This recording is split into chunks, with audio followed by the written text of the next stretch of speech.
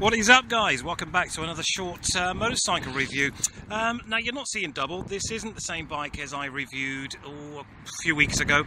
This is very, very similar. It's quite an interesting story. And if you saw my video on the Suzuki SV650 that I picked up a few weeks ago, that's now gone. I put that up for sale with the premise of a Part X or a swap, or, just see what's about there, because I just decided it wasn't for me after all.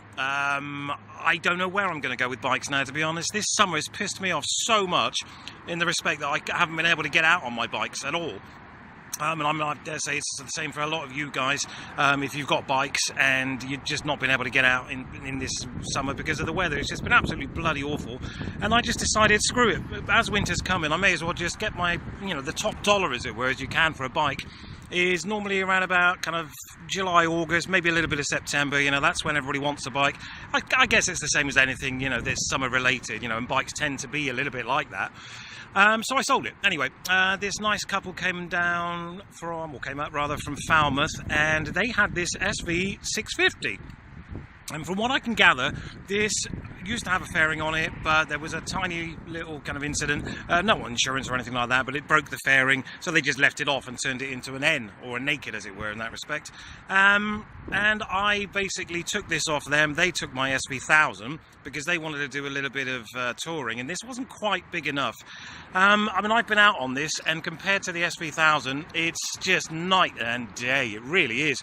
I know that this is only a 650 compared to the 1000, but the power delivery is just, it's hard to explain unless you've ridden a V-twin 1000cc motorcycle. The difference, as I said, is night and day. I've gotten this, and for me, because I'm so used to big 1 litre bikes, this feels almost like a toy to me, But saying that, I think it's an amazing mid-range sports bike. If I was 20-something, when I just passed my test and I wanted to go up from a 125 into something mid-range, I would choose one of these in a heartbeat. I think they look awesome.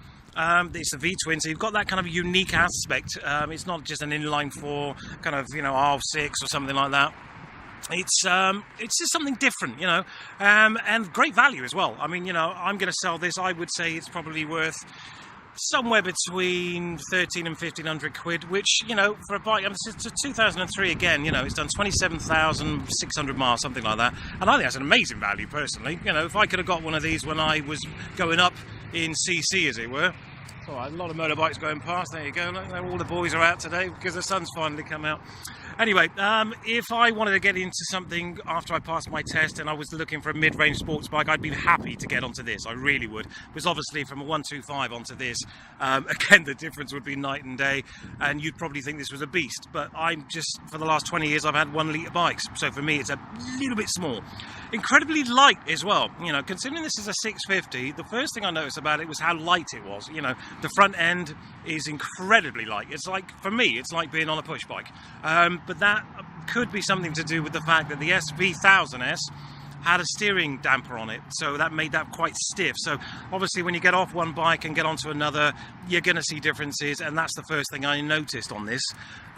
Because the guy decided he wanted to upgrade to 1000 and he had a pillion, he actually didn't want the seat cowl. So I don't know if you remember from the SV1000, when I bought this and put it on the SV1000, he said, look, I don't really need that. So I did a deal with him. I knocked 50 quid off the price and said, look, why don't we just do a deal where you keep your passenger seat and then I'll effectively keep the cowl, and I'll put it on here because I know they're interchangeable. When I replaced the seat on the SV1000, I actually bought an SV650 seat for it because I couldn't find an SV1000 seat. So they're interchangeable, as is the rear cowl, if you ever need to do that. What else? Obviously it looks fantastic. I've got the grab rail, obviously, in the passenger seat for whoever buys this. Tail tidy, LED indicators. It's got a blue flame exhaust again on here.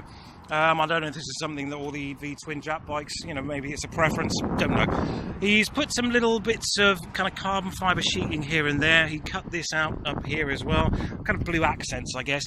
It's not for me. I don't really like that. I don't like blue anodized bolts, and I don't like this blue up here just to go with the blue. Not really my cup of tea, if I'm honest. But to be honest, somebody came around the other day and looked at it and loved that.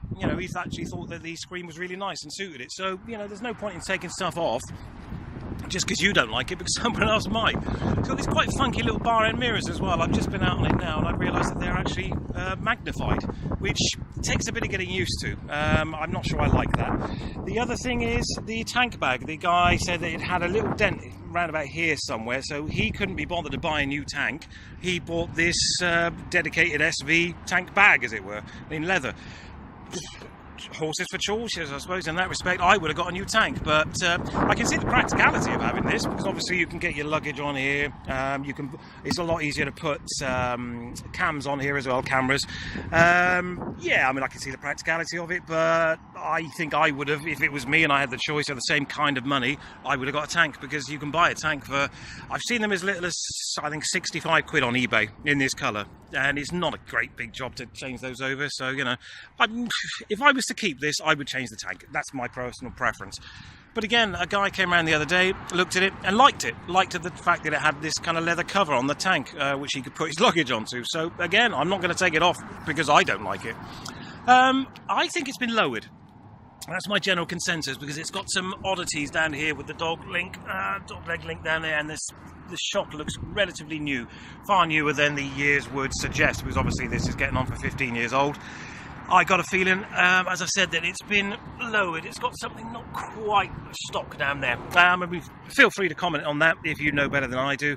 It does feel quite low to me, but then I did get off the 1,000, so I just kind of assumed that was it. See, again, with this kind of carbon fibre blue stuff here, yeah, not for my liking. Apart from that, it's a great little bike, to be honest. I've just been out for a quick spin on it now.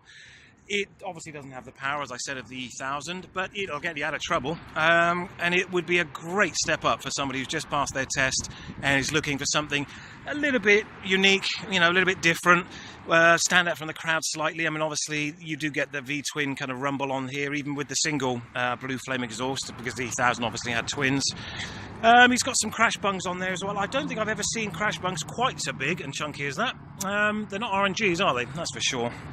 I would personally, again, if I was going to keep this bike, I would seriously want to get myself a belly pan, because I just think it's just set that nice little stance off there. I think it's just a nice colour-coded belly pan and perhaps a rear hugger.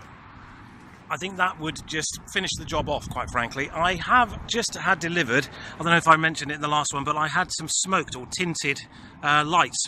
I bought them from China for 15 quid, believe it or not, and they actually act as indicators and a brake light. And I was going to put them on the 1,000, but I never did, because I sold it and I've still got them. So I'm not sure. I mean, if I don't sell this, then I'm quite happy to basically just keep it over the winter, maybe buy a belly pan for it, put those lights on there, have a little bit of fun over the spring, and then sell it next summer, because I honestly don't think it's going to be worth any less next year than it's worth this year, because it's got such a market for it. You know, there's a lot of kids out there that are looking to upgrade to mid-range sports bikes around about 650 to 750. And, you know, they love stuff like this. You know, a lot of them will go for the inline fours. Of course they will, you know, because there's a lot more of them out there. But the reputation on the Suzuki SV650 is incredible. You know, if you look at a lot of the online reviews, they actually say that the SV650, is more fun than the SV1000, because it's lighter and more nimble. You can throw it around, you can bend it into corners. The SV1000 is very heavy. You know, there's no denying that. It's a big old bitch of a bike. You know, I like that, as I said, because I'm used to that. But, you know, you wouldn't want to jump off a 125 and get onto that. So this is a perfect kind of compromise in the respect that you get your mid-range, you get some uniqueness, as it were. You know, you're going to pull up at the lights, people are going to go, oh, what's that? Because of the rumble of the V-twin exhaust system going off as well.